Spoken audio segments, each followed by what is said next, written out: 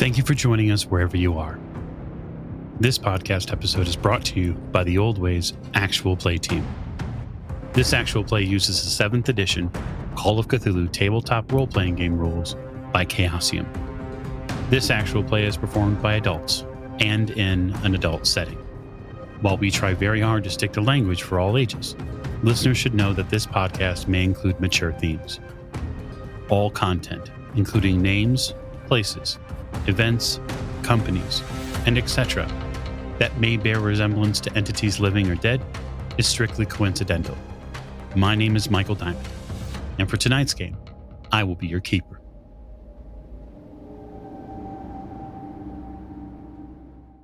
Thank you for joining us on another episode of the Old Ways Podcast. I'm your Keeper Michael, and we return to Masks from Nyarlathotep in our Kenyan chapter. As we like to do at the top of the show, we'd like to thank you, the listener, and especially you, the Patreon supporter. If you'd like to check out what we have to offer on Patreon, you can at patreon.com/theoldwayspodcast. Make sure to subscribe to us on YouTube so you can check out all of the video updates that we'll offer every week. And now we'll get to cast introductions. To my right. This is Tiffany, and I play Meave O'Shea, and I forgot where I parked my car. Oh, yes. Or the podcast, I guess. Wait. Make me turn this podcast around. To Miss O'Shea's right. This is Morgan. I play Lillian Lane, and I got to dress up last episode. Indeed. You had a brand new disguise with a rather specific accessory at the end of the table. This is Jake. I'm playing Jack Doyle, and I'm apparently sleeping one off. Yeah, no, certainly the, we'll just say the heat. Yeah. The heat has gotten to you. Yeah. Yeah, that's what it is. Yeah. To Jake's right. This is Lonnie, and I'm playing Robert Drummond, and I can say in my defense that I did almost nothing wrong. Certainly. Spoken like a true colonial. And to Mr. Drummond's right. This is James, and I'll be playing Dr. Sigmund Hartenbach, and I am craving a nice warm cup of tea. Indeed. Hot tea could be on the menu. And last but most certainly not least. This is Alex playing Saint-Benoit, who wishes that investigators would camp more, because apparently you just can't trust hotel owners. It seems like a factual statement to me at this point. Before we get things kicked off, we're going to let the investigators steep a little bit and perhaps regain some of their luck.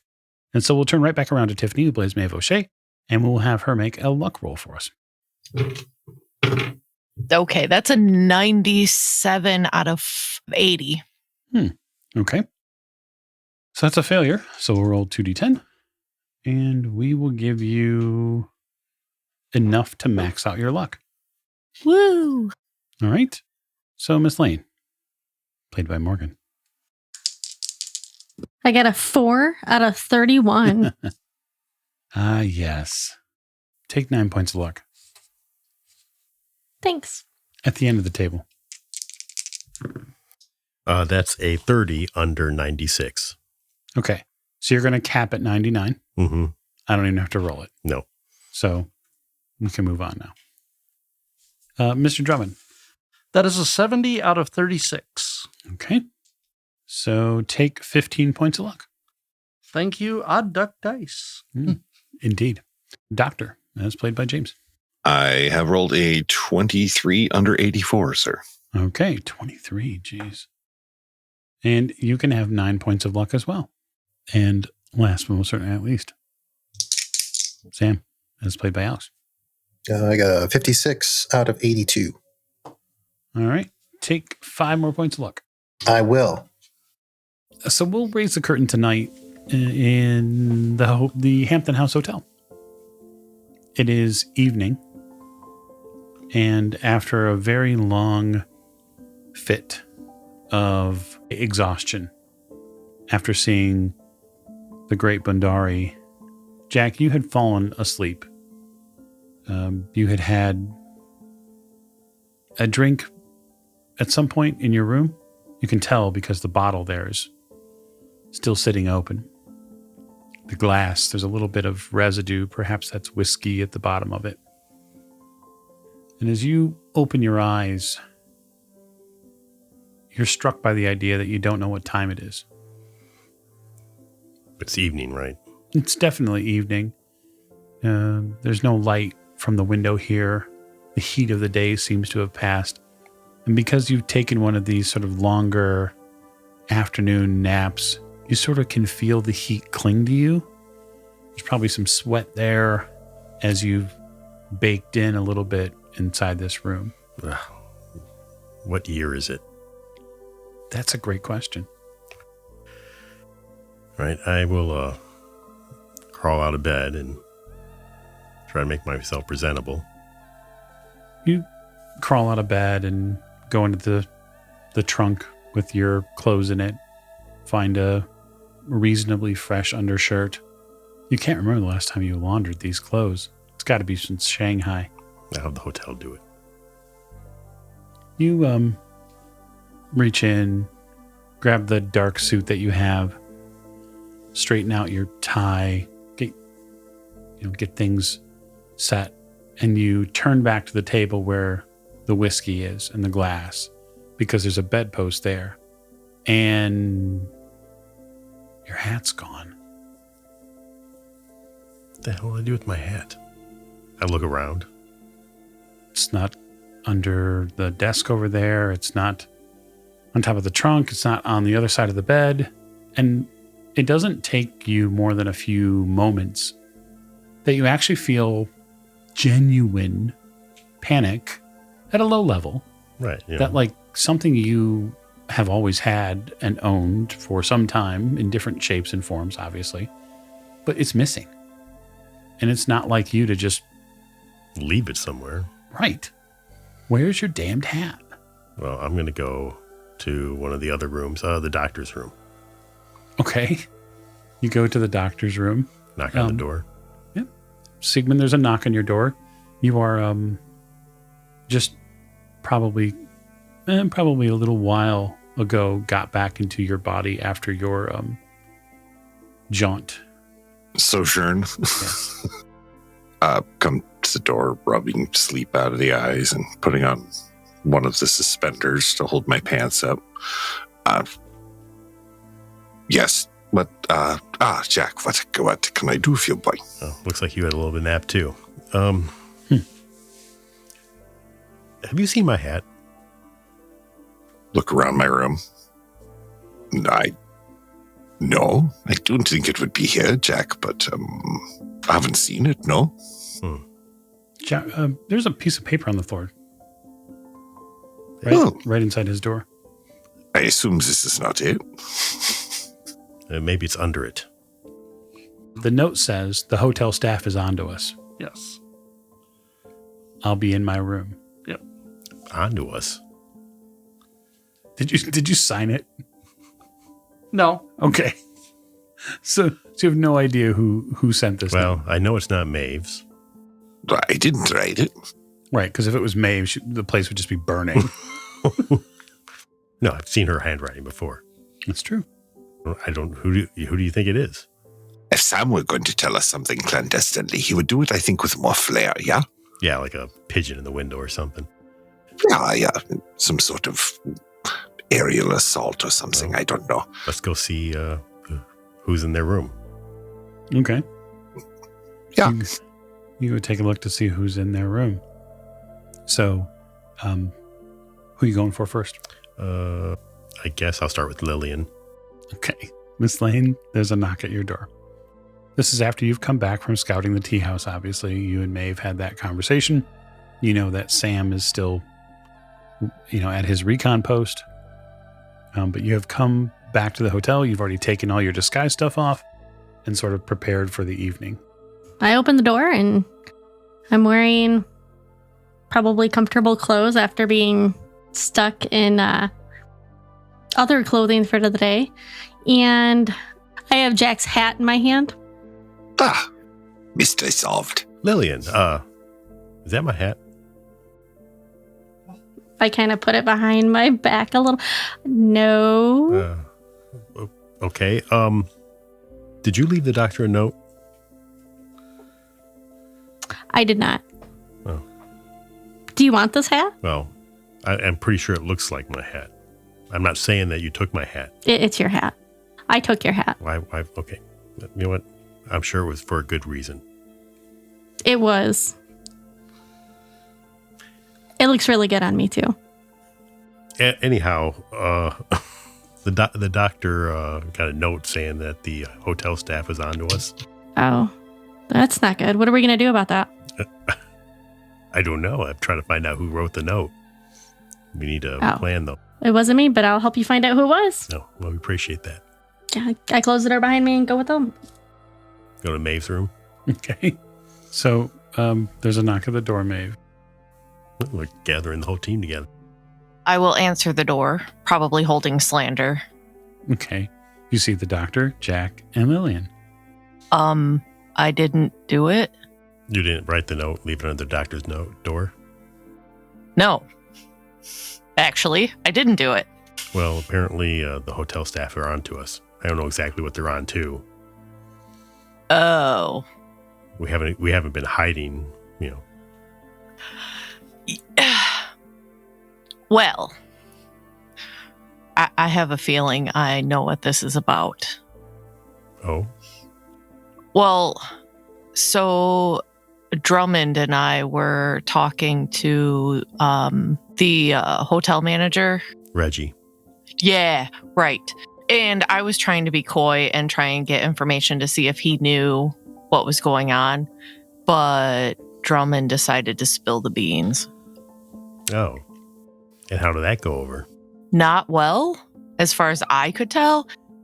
Reggie decided to walk away, and I just left the hotel in case other people showed up.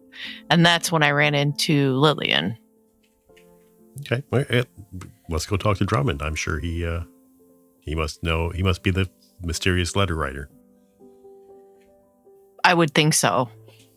Okay. Go knock on Drummond's door. It's not too farther down the hall. An entire group of footsteps arrives outside your door, Robert. Actually, Doc is going to head back to his room briefly and probably finish getting dressed for the morning. It's the evening, but that's okay. He's got his party pajamas on. There's a knock at your door, Robert. People? Probably not. You're not sure. Crack the door, yes. Gun in hand. Is this yours? Is this yours? I gave it to the doctor. It's not mine. Okay. I opened the door enough to let him in and realize everybody's out there and go, oh, shit. So, what's going on? Mistakes were made. Clearly. I'm not nearly as smooth of a talker as I thought I was. And Reggie's definitely in on everything. I figure we should either relocate or start moving now. What did he say to you? Yeah, how do you know he's in on it? I mean, the fact that he instantly made a beeline for other areas. I caught him basically trying to head out the back door somewhere, so... But where is he now? I don't know. I don't want to know. I assume he's in conversation with people who like burning places down to the ground. Why? I assume the only reason we're safe here is because that's where Reggie's stuff is. It sounds suspicious. I just don't know if we want to be jumping to that conclusion yet. But we might want to relocate. I'm literally standing there with a gun in my hand. Wouldn't be the first time we've had to do it under this amount of duress, Jack. Oh, yeah. That's not bothering me. Yeah, maybe, but why don't we get our stuff, start getting our stuff together? Go tell Sam. I'll get him. Okay. Gather my things as well. I put up my hand. Gentlemen, Sam is not in the building. Oh, is he on a stakeout? Yes, he is at the tea shop.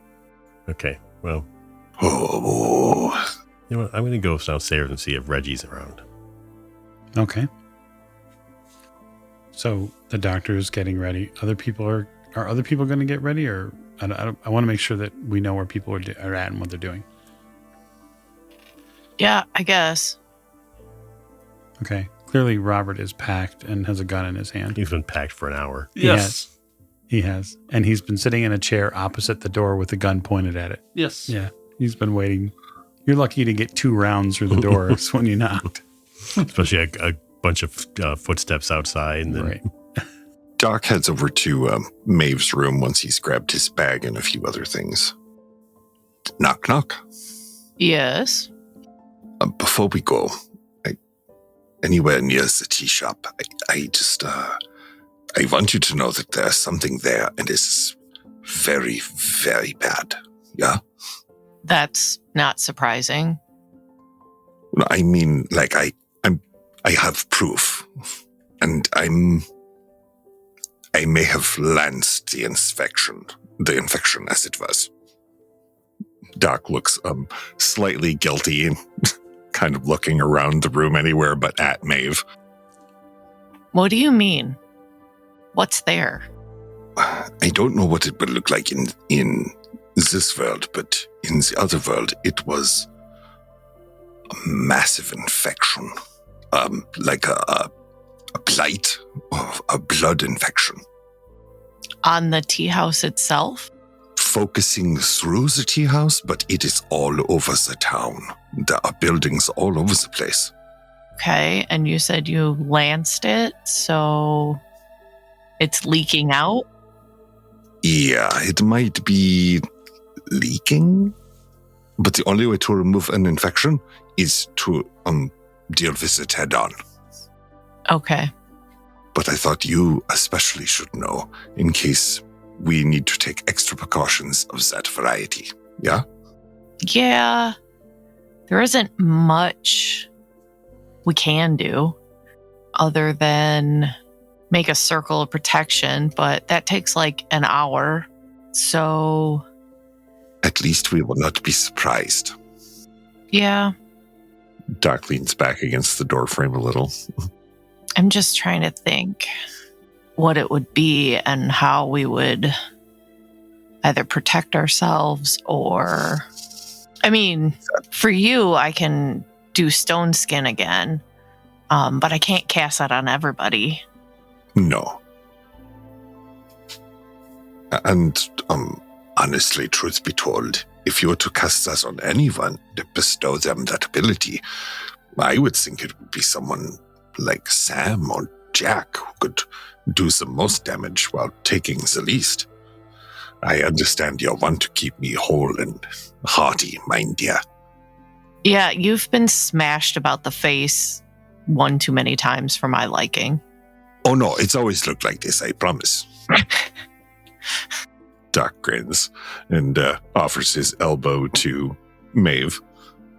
I can do that for Jack. That's fine, because Jack's here. Yeah. I don't know how quickly we'll beat up with Sam. That's a great question. So speaking of, Sam.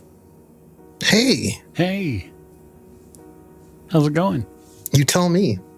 Oh, badly. So I was most recently reminded that we are living in a hellscape, that we can trust no one. Yeah, so but last time we left Sam, he'd seen something rather interesting, and that was Tancour Yeah. having a long, drawn-out dinner with a couple of other what seemed to be merchants in the area. And then after waiting around for clearly over an hour, so it's got to be 9 o'clock at this point, someone arrived on scene. And the person that arrived on scene was a hotel owner that you were familiar with, at least by name and visually. And hard to miss, especially that car. Reggie had a very animated conversation, and Tancour was calm as a Hindu cow. Didn't faze her, whatever he said. And then after a while, he left in a huff and got in a car and drove off. Just for my own sake, how many was Tonker having tea with? Was it 2 more people? 2 more people, and then eventually Reggie joined. It wasn't just tea. It was like tea and then dinner and then drinks and then chess. Because Of course. So they're still there after Reginald leaves, right? Mm-hmm. Okay. So I have a question for the keeper about the area that I'm in. Yes. Are there any... It's actually really funny that Jack mentioned the carrier pigeon, but are there any cats about?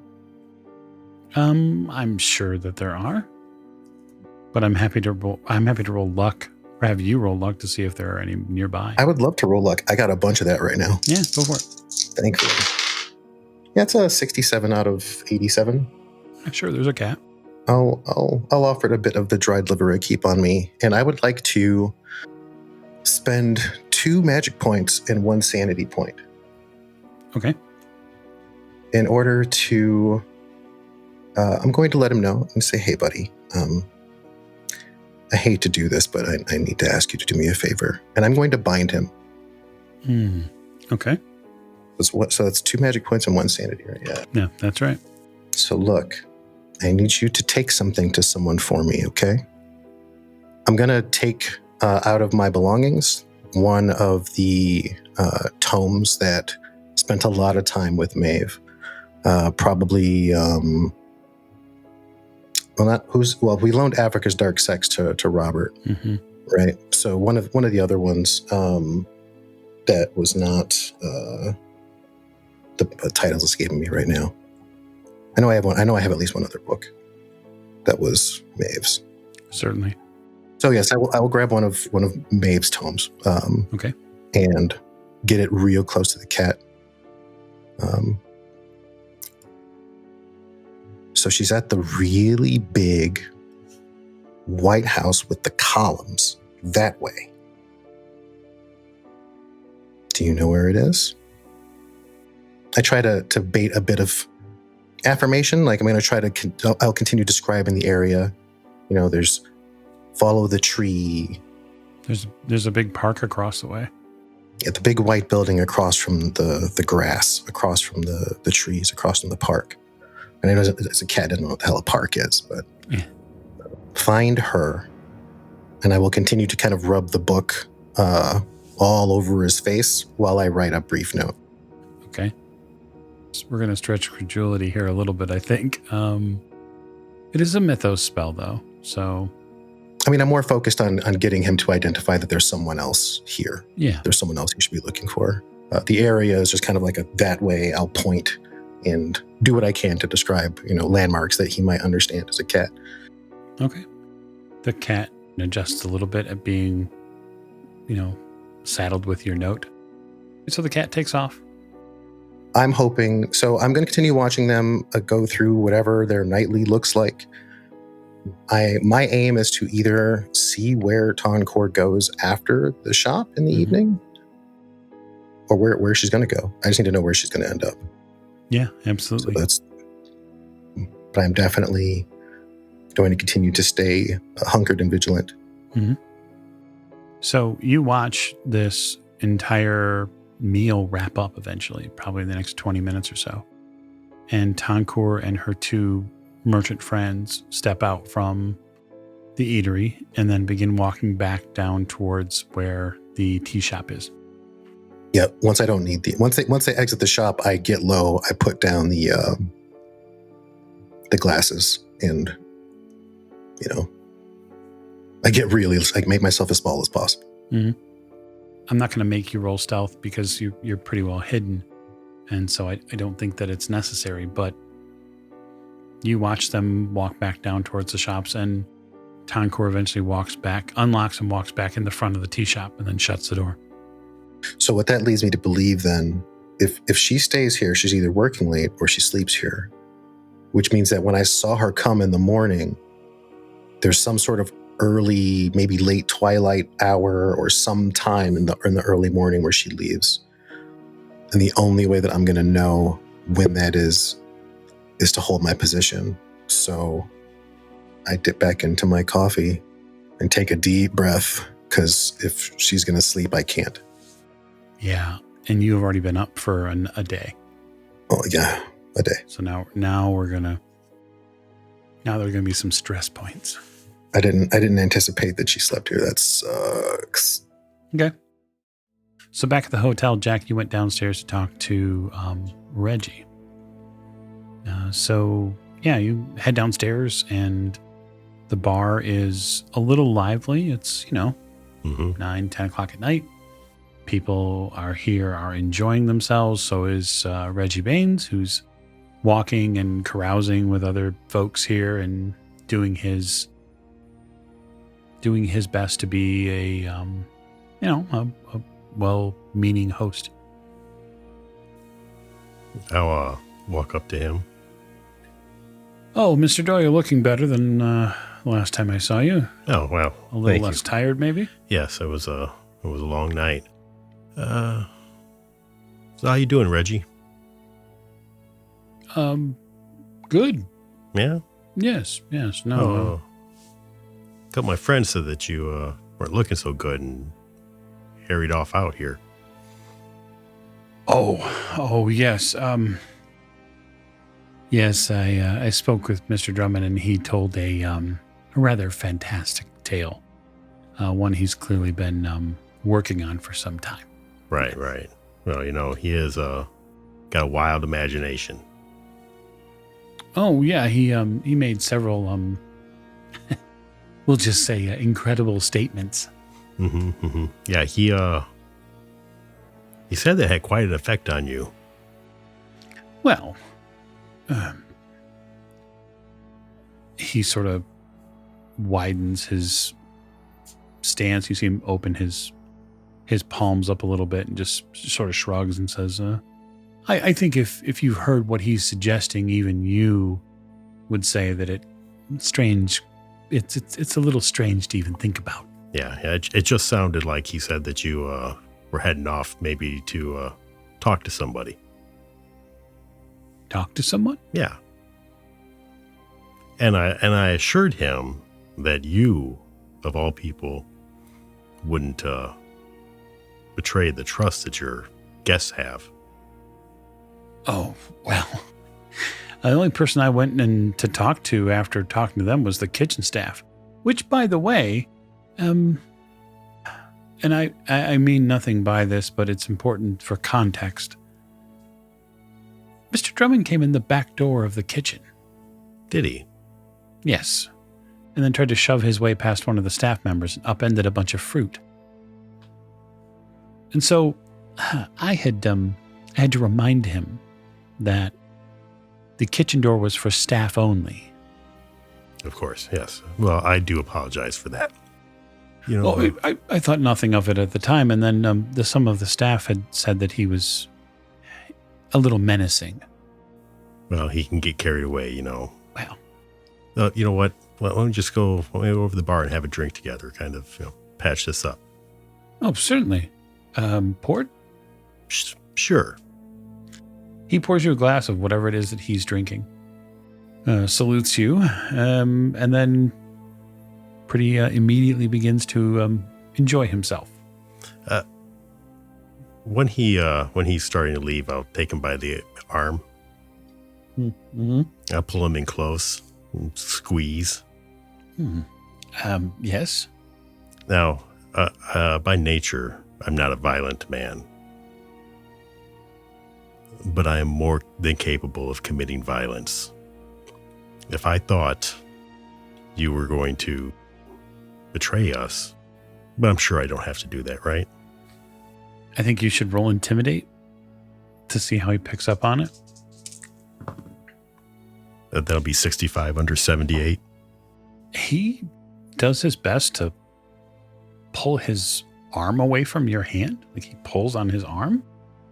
And you see him sort of straighten his jacket. I don't know what you're talking about, Mr. Doyle. Your group doesn't have anything to fear from me. The only thing that you have to fear from is people trading in fanciful stories about dead men. Of course. We've got a bigger fish to fry in town. Oh, now you're frying fish. Yes. I thought you were here just investigating, and now you're frying. Oh, yes. Somebody's going to fry. She. Better watch out. Have a good night, Reggie. He stands his ground as best he can. Now drink the port and then go back upstairs. Okay. You head back upstairs. You are followed by a cat. Not you too. It has a note on it. Okay. I'll pick up the cat and take the note. You pick up the cat. Yeah, it seems pretty pretty pleasant. You've seen our old friend Sam, have you? It seems to have his handwriting on it. Right. What's the note say? It says, late night dinner with a party of 3. Fat White R came uptown and stayed for hot tea. Big house unsafe, watch what you eat. I'm going to go to Drummond's door first. Okay. Crack it again. See, it's him. I'll hold up the note for you. I just wonder if he still has the cat. Yeah, of course I have the cat. I look at the note. Okay. Oh, son of a bitch. Sorry, I kicked over a hornet's nest, I guess. No, that's fine. That's fine. Want a little more clandestine work? You know what? Sometimes you get the best results from kicking the hornet's nest. It tends to move things along. But I would suit up I would suit up if I were you, because I have a feeling that Reggie's going to go running to our little friend. I kind of side wave the gun in my hand.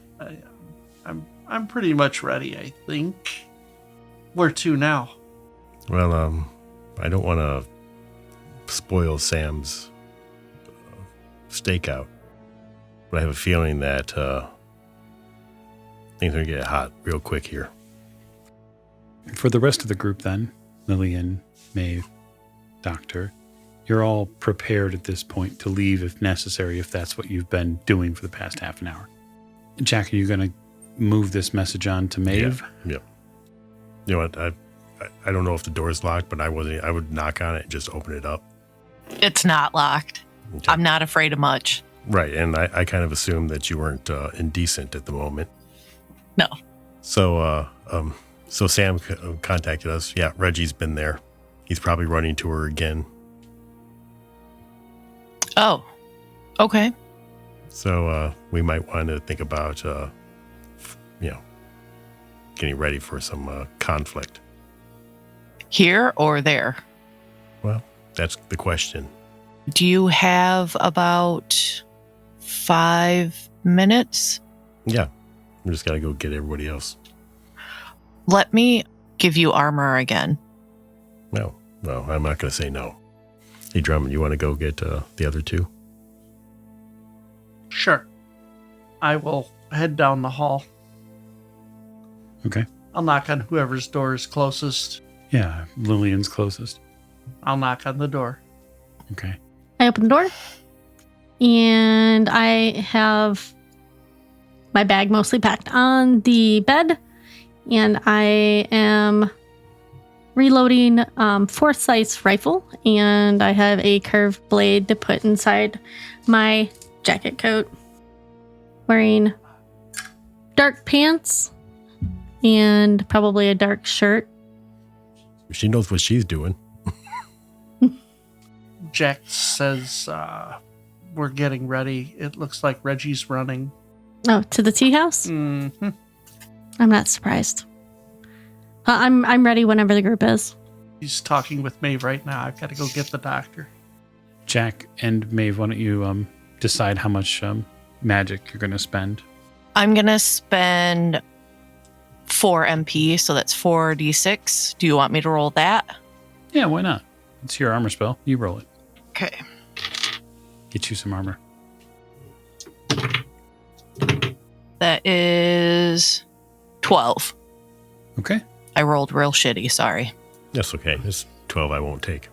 And then it's 1d4 sand. I don't know if you want to roll that. Oh, no. I'll definitely roll one. Oh, sand. Let me do the good ones.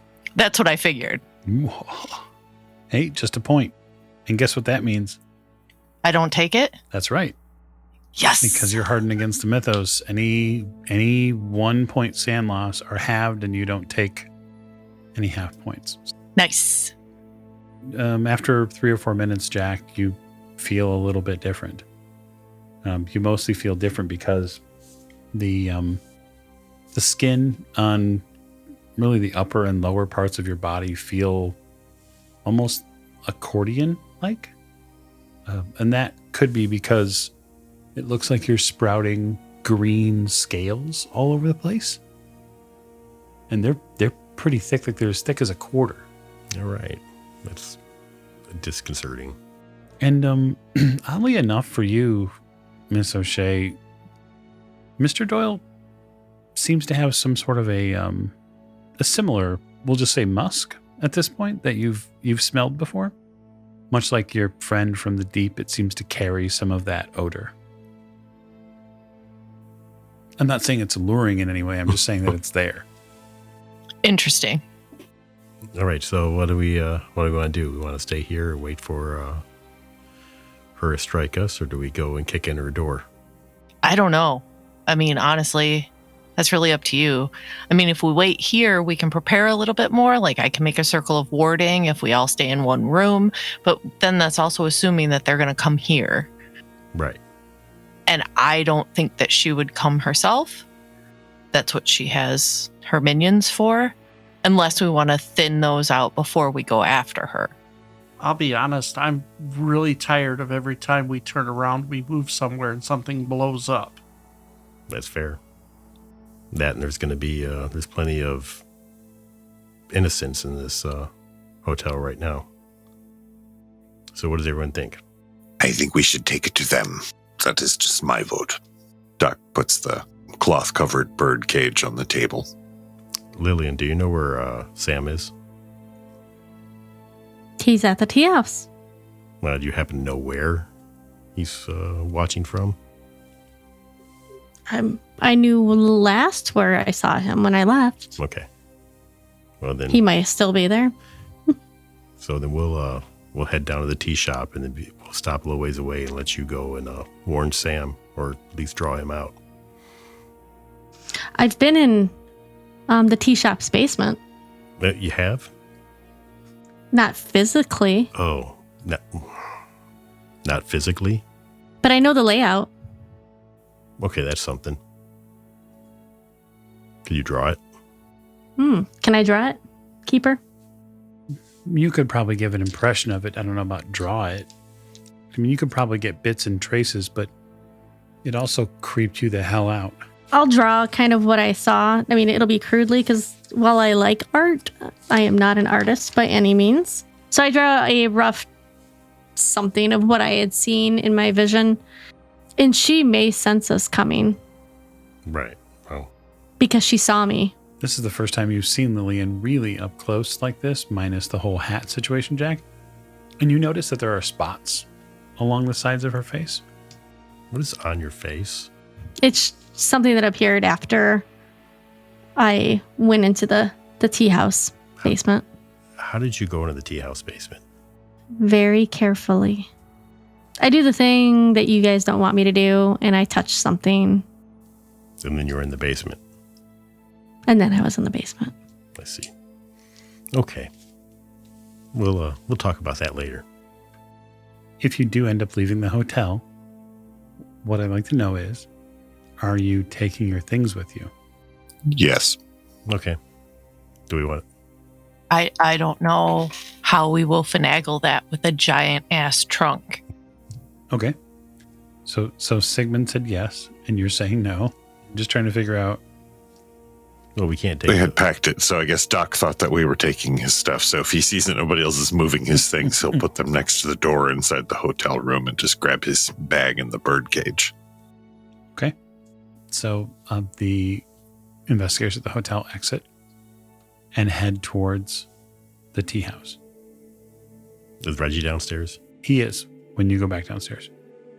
He's off in the dining and bar area, and you can technically leave the hotel without having to pass by him. Oh, we go with the tea house. It's not terribly far. The Asian Quarter is nearby. The big thing to remember here as you move through the space is it's dark. There are very little in the way of anything close to natural streetlights or even man-made streetlights. There's lanterns outside of some places that give you a rough idea of where streets are. Luckily, you have multiple people in the group that know where the tea house is. And so you work your way towards it. I'll just ask the group who's approaching, are you going to do anything in any way to covertly arrive? Or are you going to walk basically right down Bashara Street to...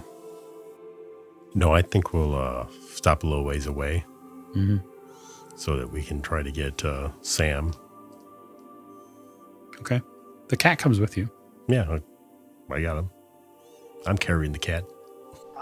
You get close enough, probably 4 or 5 houses away. Because remember that the Asian market here basically walks right up to a residential spot. So you have these long thoroughfares here that have market stalls and market buildings in them, and then not but across the street is regular old housing, which Sam has used to effect himself a place to, recon it. Okay, so Lillian, help us find Sam here. I can do that. Do you want to stay right here while I go do that? Yeah. Right, I will go back to the original place where Sam and I were. Originally, I was disguised as a man standing on the street. So I'll kind of go sweep over by where we were standing against the wall. Yeah. And over near where the outside tables were at the little cafe or deli that was across the street. Can I roll spot hidden to find Sam? Sure, you can try. I don't know if we need to bog down like in rolls. So Okay. I say that because you're going to approach the spot that he uses a recon location. And since you're the only person that's going to walk into that area, it's going to be impossible for him to not hear you. You certainly could stealth if you really wanted to, but I think it slows gameplay down. So I am happy with her being cautious at her approach, and Sam likely hearing someone move towards that space. I mean, I do have a familiar rifle slung across my back. We're in the middle, almost in the middle of the night. You're a shadowy silhouette approaching with a rifle. I don't know if we want to go on that tact. It's not a good idea. But I'm kind of whispering, Sam. Stop hissing. I'm right here. He comes out of like a flat shadow in a different direction than you were thinking. What are you doing back here? Well, the group is over here. My gosh. No. Reggie. Reggie apparently knows about us. Yes, that's why I sent a note. Did you all get the note? Oh, we got your note. Yeah, he showed up here. But anyway, hold on, just go that way. Where are they? Where are they? That way. Okay, let's go that way. Mostly it's easy to find them because the doctor has met a local who he is engaging in loud discussions with.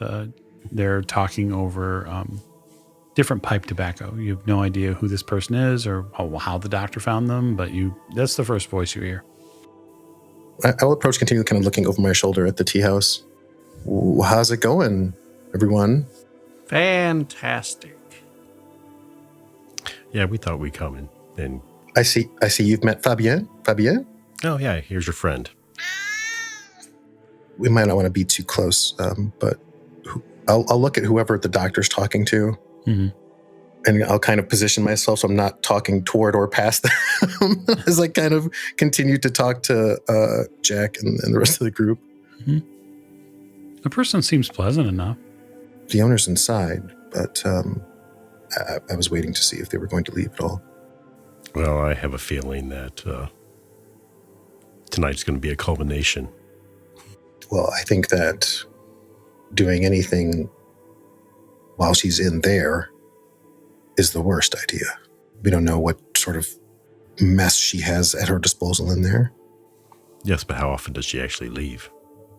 Well, she did show up in the morning, so I imagine if she's going to depart, it would be sometime between twilight and dawn. Assuming she doesn't just bunker in. Sure. At that point, she came out, it was nighttime to have dinner with her friends.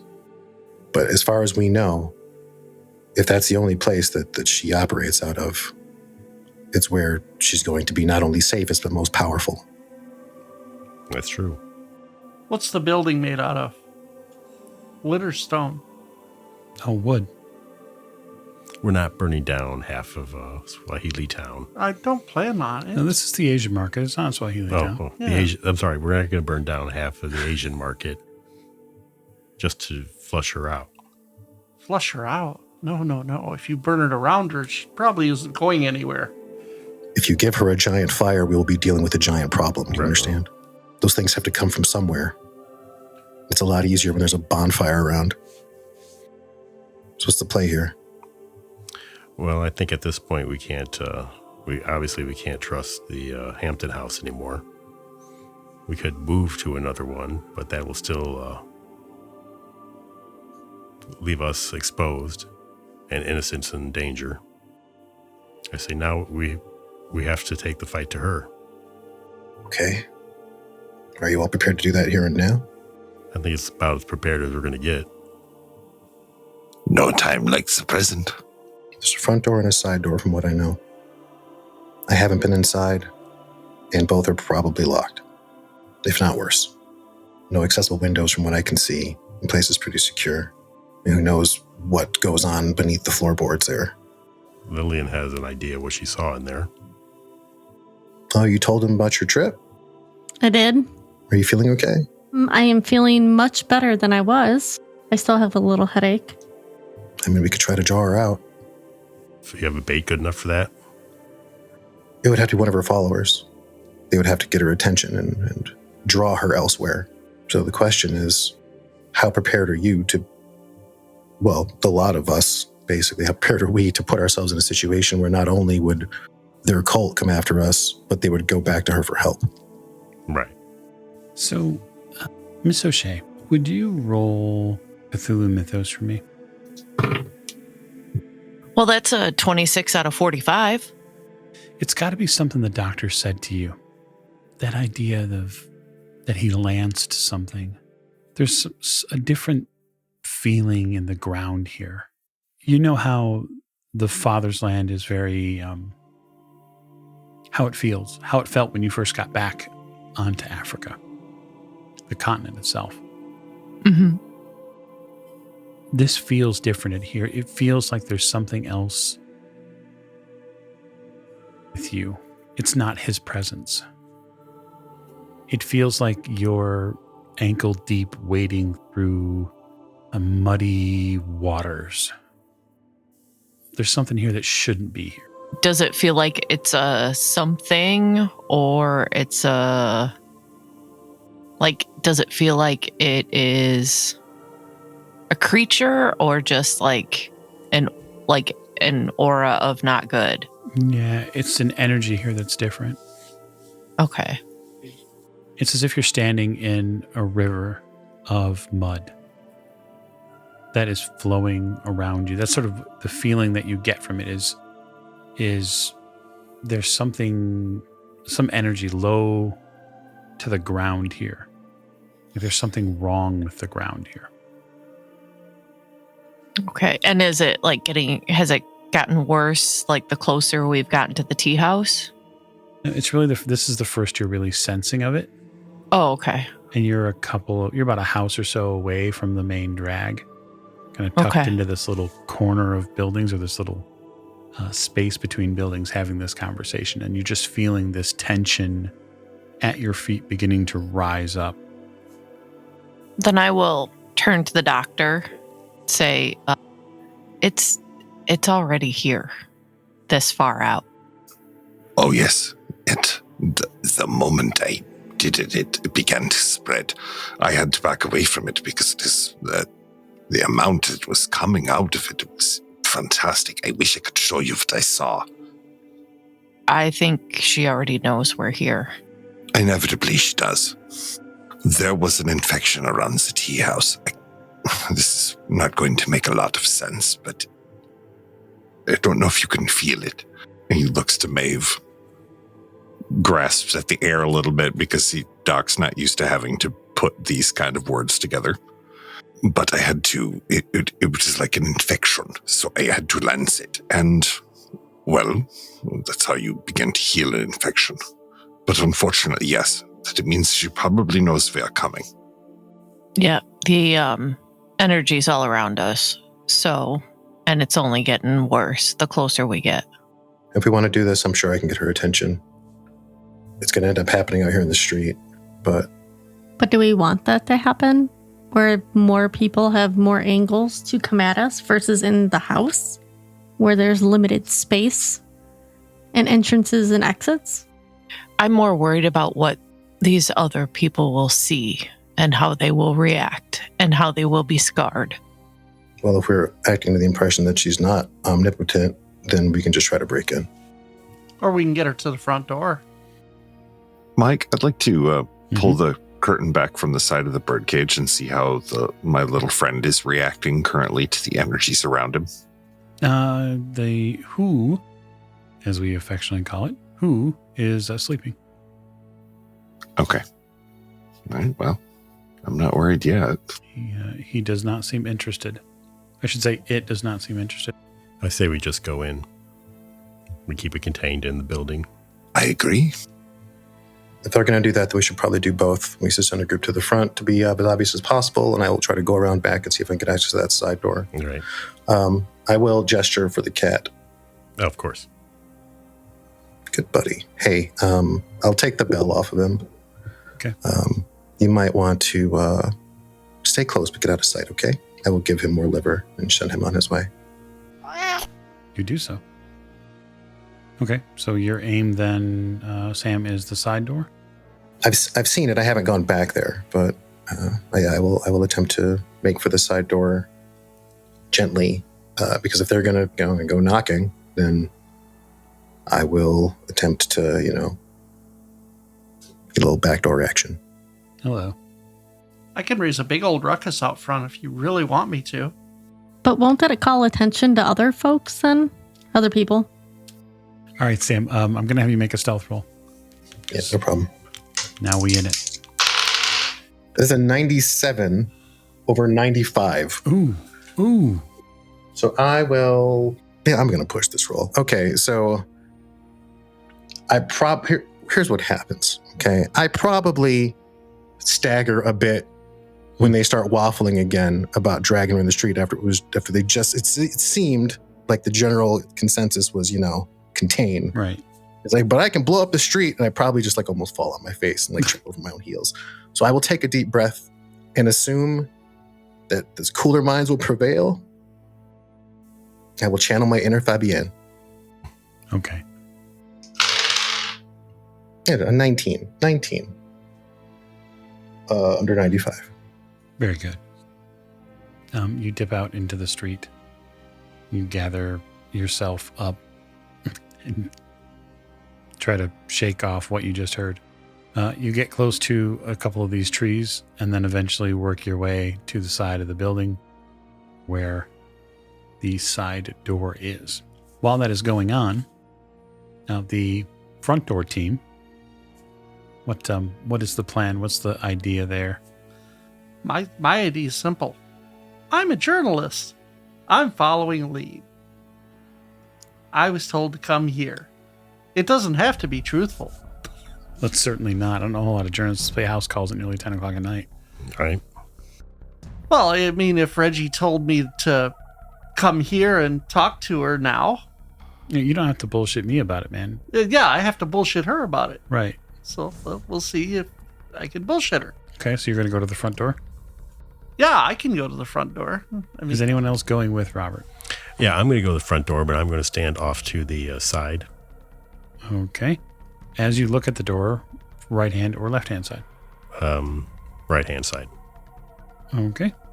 You're near a little wheelbarrow. That said, the rest of you who are back there, so Lillian, Sigmund, and Maeve, what are the three of you doing as these two gents go off towards the front door? I'm going to be within eyesight, so if I need to cast anything, I can. Otherwise, I'm not going to be right up there. Yep. You can easily, through an alleyway, see the front door.